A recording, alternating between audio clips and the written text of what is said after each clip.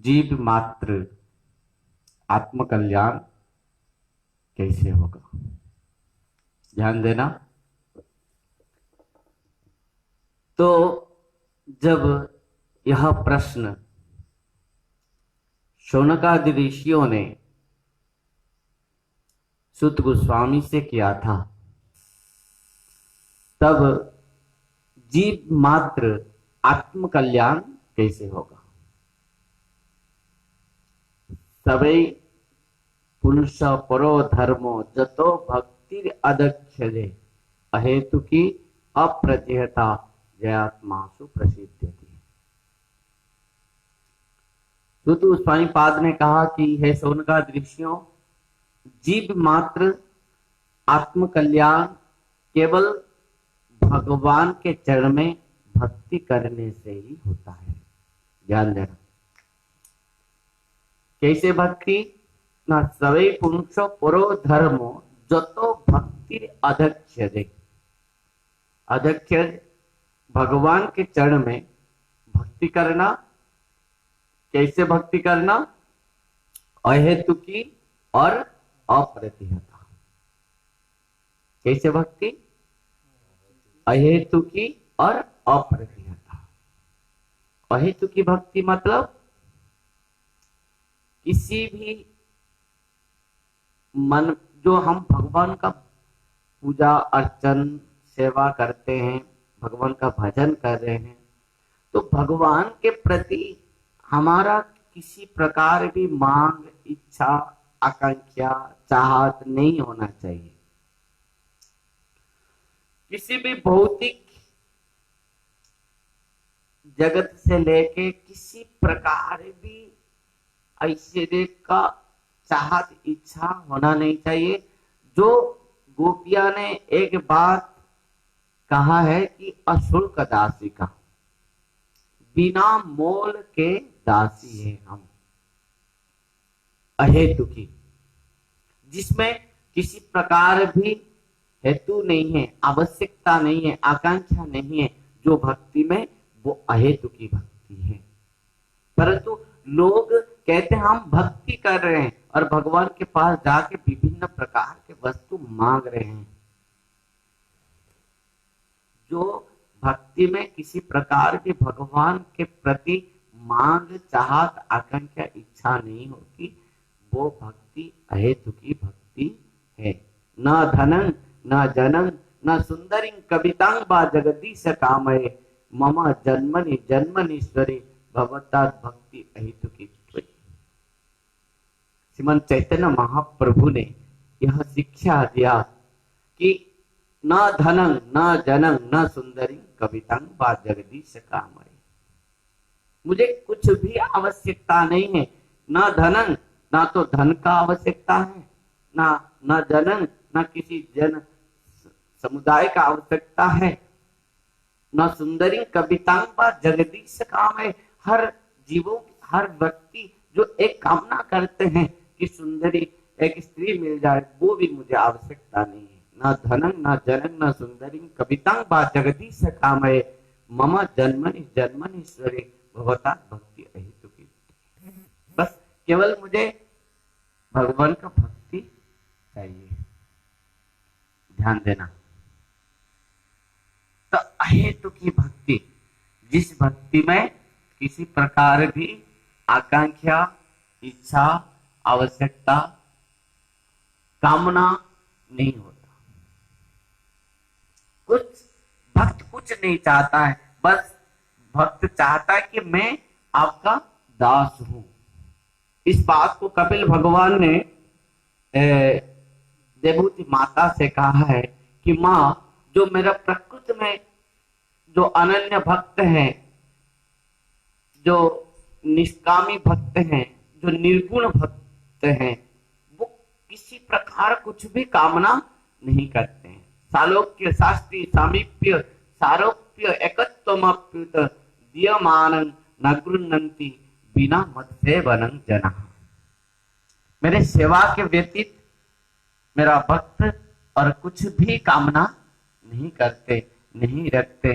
केवल कहते कि सालों के शास्त्री सामीप्य सारूप्य एकत्वम अपित, सब कुछ मैं दे देने के बाद, मेरे वैकुंठ धाम तक देने के बाद भी मेरा भक्त कहता है कि मुझे कुछ नहीं चाहिए, बस आपका सेवा चाहिए, मैं आपका दास हूं। ये मेरा स्वरूप है। जीव का स्वरूप नहीं है कि मैं, महाप्रभु ने भी ये शिक्षा दिया है कि जीव का स्वरूप है भगवान का दास। और किस प्रकार दास कि भगवान से किसी प्रकार भी चाहत नहीं रख के, नहं विप्र न च नरपति न पि वैश्य न शूद्र, नहं बदनी न च गृहपति न वनस्तदतिर्वा, किंतु प्रद्य निखिल परमानंद पूर्णामृताब्दे गोपी भर्तु पद कमलै दास दासानु दासानु दासानु दास। कुछ भी हो जाए, देखो एक बात है, यहाँ पर भक्ति करने की तो कहा गया है, परंतु अहेतुकी और अप्रतिहता भक्ति क्यों कहा गया है?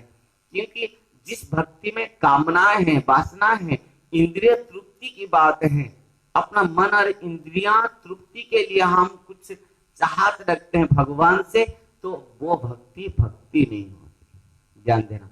क्यों? क्योंकि हम अपना इंद्रियां और मन को किसी भी भौतिक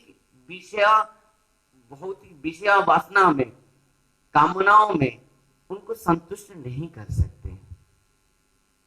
जब यह हमारे इंद्रियां और मन माने विभिन्न प्रकार के कामनाओं और वासनाओं में डूबे हुए हैं और भगवान से ये सब मांग कर रहे हैं, तब तक ये इंद्रियां और मन भगवान के प्रति आकृष्ट नहीं हो सकते और भगवान के चरण में समर्पित नहीं हो पाएंगे, और ये भी कभी भी यह सब संतुष्ट नहीं हो पाएंगे।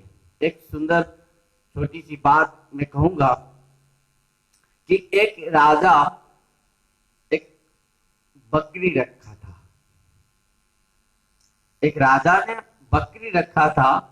उन्होंने प्रचार किया कि ये बकरी को जो संतुष्ट कर देगा खाने के लिए देके, तो मैं उसको बहुत इनाम दूंगा। तो लोग राजा के पास गए और बकरी को लेके आए, दिन भर उसको खाने देने लगे। वो बकरी दिन भर खाने लगा। तो रात में जब जाके राजा के पास बकरी को लेकर पहुंचते हैं, तो राजा क्या करता है, सुंदर घास लाके बकरी के मुख में देता है, तो वो बकरी वो घास को खा लेती है। तो इस प्रकार राजा कहता है कि इस बकरी को तुमने संतुष्ट नहीं कर पाया है खाने के देके। तो इस प्रकार एक वो राज्य में एक बुद्धिमान व्यक्ति था, उन्होंने गया और राजा से बकरी को लेके आया और दिन भर क्या किया, वो बकरी के सामने घास रखा, खाने के लिए चीज रखा और एक डंडा पकड़ के खड़ा रहा। और जब वो बकरी वो खाने के लिए अपना मुंह लगाती है, तो वो व्यक्ति डंडा में उसके मुंह में प्रहार करने लगा। दिन भर वो बकरी के मुंह में प्रहार किया और उस बकरी का मुख को इतना फुला दिया। मार के इतना डंडा में मारा, दिन भर मारा और रात को लाके राजा के पास पहुंचा और राजा से कहा कि मैं तुम्हारी बकरी को खाने पीने दे के संतुष्ट कर दिया हूं, तुम देख लो। राजा ने घास लेके आया और बकरी के मुंह में रखा और बकरी एक बार तो घास को देखा, पर वो डंडा जो व्यक्ति वो भी डंडा लेकर वहीं पर खड़ा था, वो डंडा को बकरी देखा, बकरी ने, और जैसे देखा वो तो मैंने सोचा कि दिन भर तो वही डंडा में मुझे मारा है और बकरी ने वो घास को खाया नहीं। तो राजा बहुत खुशी हो गया कि मेरी बकरी को ये खाने पीने दे के संतुष्ट कर दिया। परंतु भक्तों, आप बताओ, बकरी को खाने के दे के क्या संतुष्ट किया? नहीं किया ना। कैसे संतुष्ट किया?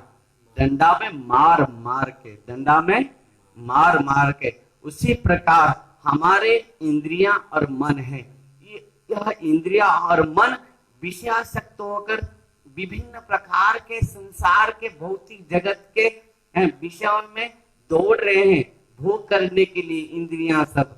तो हम क्या करेंगे, इस इंद्रियां को विषय भोग कराने से इंद्रियां कभी संतुष्ट नहीं हो सकते हैं, मन कभी संतुष्ट नहीं हो सकता। तो क्या करेंगे हम कि वैराग्य डंडा में इस समस्त इंद्रियां को, मन को डंडा में, वैराग्य रूप डंडा में प्रहार करते करते इनको शासन करना है कि ये नहीं करना, ये नहीं खाना, वहां नहीं जाना, ये नहीं देखना, ये नहीं बोलना। इस प्रकार वैराग्य रूप डंडा में इन सब इंद्रियां और मन को प्रहार करते हुए इन सब को शासन करना है। और एक दिन आएगा हमारा मन और इंद्रियां सब भगवान के चरण में लग जाएगा।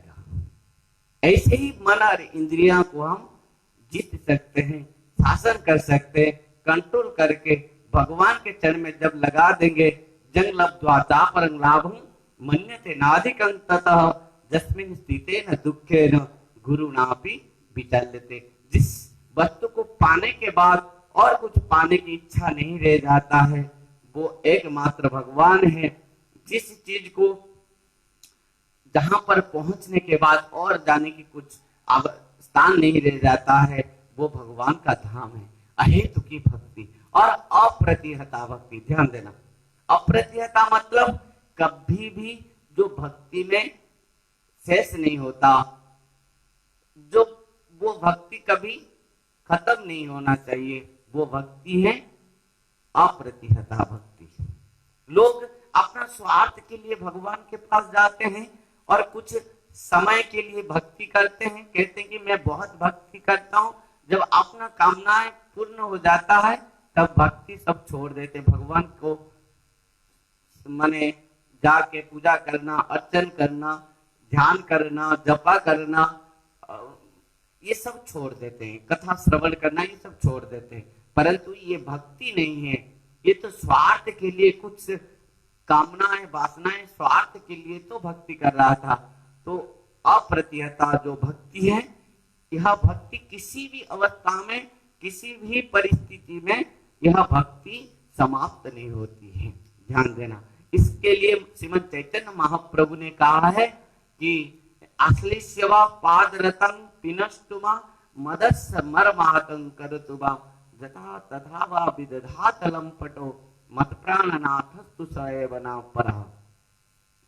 यदि हे कृष्ण, यदि आप मुझे आपके वरद हस्त मेरे सर के ऊपर रख के मुझे आशीर्वाद दीजिए, या आप मुझे आपके चरण में रख के मुझे कुचल दीजिए, कितना भी विपत्ति दीजिए, कष्ट दीजिए, पर मैं आपका दास हूं, मैं आपका नित्य किंकर हूं और आप मेरे स्वामी हैं, प्रभु हैं।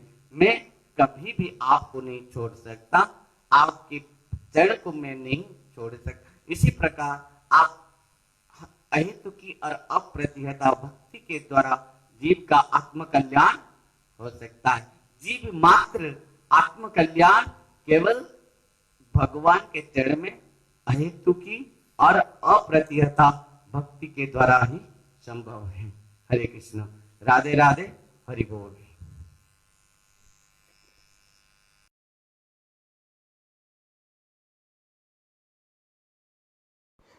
सब्सक्राइब कीजिए श्रील भक्ति संबंध भिक्षु महाराज यूट्यूब चैनल को और साथ ही साथ दबाइए इस बेल की आइकॉन को, ताकि आपको मिल सके हमारे लेटेस्ट अपडेट सबसे पहले।